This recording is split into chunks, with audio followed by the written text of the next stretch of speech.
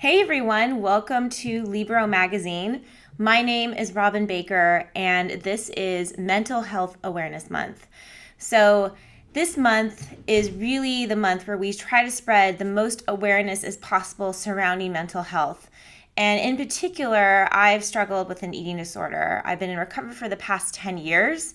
And I do a lot of outreach work. I do a lot of activist work in the eating disorder community. And I've recently, these past couple years, have started speaking at my old high school in health classes about eating disorders. And I get to visit them once a semester, so about twice a year. And I speak to a bunch of classes and tell them, about eating disorders and educate them about eating disorders. And something that has really come up many times when I've gone is the question, when did you know you had an eating disorder, and how did you reach out to someone? How did you ask for help? And I particularly want to talk about this today, especially with this being Mental Health Awareness Month, because I think the part of asking for help from somebody when you're struggling with an eating disorder or any other mental illness is probably the scariest thing you will ever do.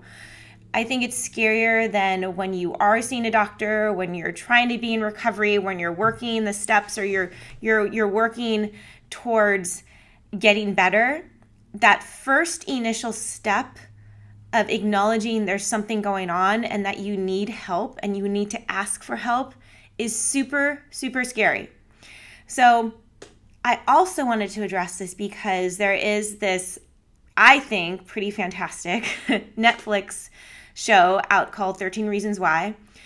I have not watched TV in forever, and this is one of the first shows I've watched probably, I'm going to say, in about 3 years that I've really followed. And it really has sucked me in. And the thing that has really struck me is that all of the kids in this show feel like they can't reach out for help from adults. And when I watched this show, I remember being there. I remember being 17. I remember when my eating disorder it started off, of course, as a diet, like most eating disorders do. And it slowly turned into this thing that I had to do, these behaviors, these thoughts. I had to have all these things in order to be okay. And the scariest thing would have been if someone found out I was doing this or thinking this way, because if I told somebody or if I asked for help, I would have to stop the behaviors because I knew they were harmful to me. And so I'm watching this, and I've also watched a couple of other commentaries on this show. And one of the commentaries was from I think it was a psychiatrist or psychologist, I'm not exactly sure. But they said that this show needs to be pulled off the air immediately. That it's very dangerous to be showing this kind of side of suicide, and also that it's not accurate. In that, there is help available to people that are struggling, that have been bullied, that there's resources, and they don't showcase this. They don't show that all the resources there are out there, that you can ask for help, and all of that.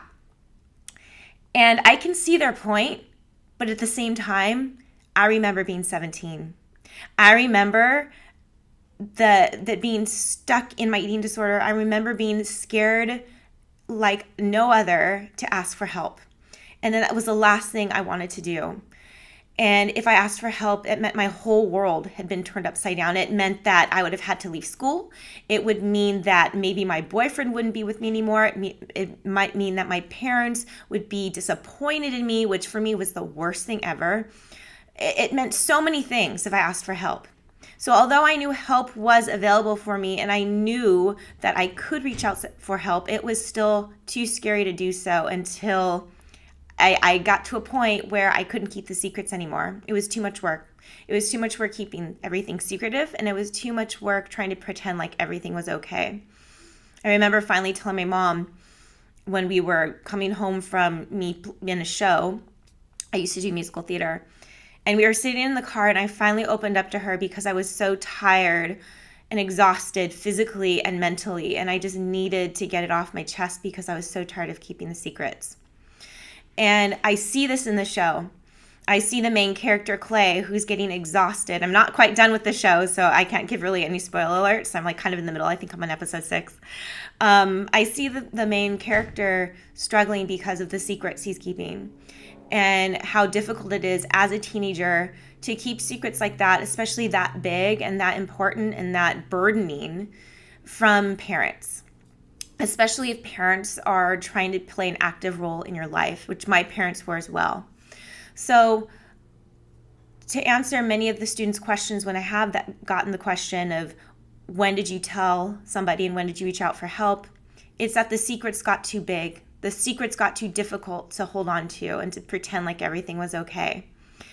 And unfortunately, when it got to that point, my health had already deteriorated quite a bit.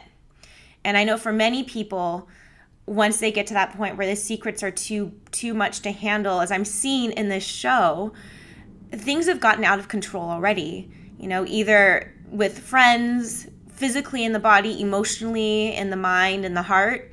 Things get too out of control usually when it gets to the point of it's being too difficult to keep a secret. So if you're watching this right now and you're struggling and you're trying to keep up on all the secrets, all the lies you're telling, I want you to know that there's no shame in what you're doing, that it is scary and you're just doing your best to survive. And that does mean you have to lie. That does mean you're keeping things secret. And it's going to become exhausting. And my hope and greatest wish for you is that you find the courage to reach out for help before it gets exhausting and before it gets to be too overwhelming to where whatever you're struggling with completely engulfs you. Because believe me, my eating disorder completely engulfed me. And I feel like I asked just as I was about to completely sink underwater. You see those movies of maybe or someone drowning in quicksand and they're slowly going down and slowly, and then they just stick one hand up in the air to reach out of that quicksand. And I feel like I had just stuck it was like one little finger was sticking out of that quicksand, that last point. And where it got too overwhelming, I felt engulfed. And I finally stuck my finger out of the quicksand to get help.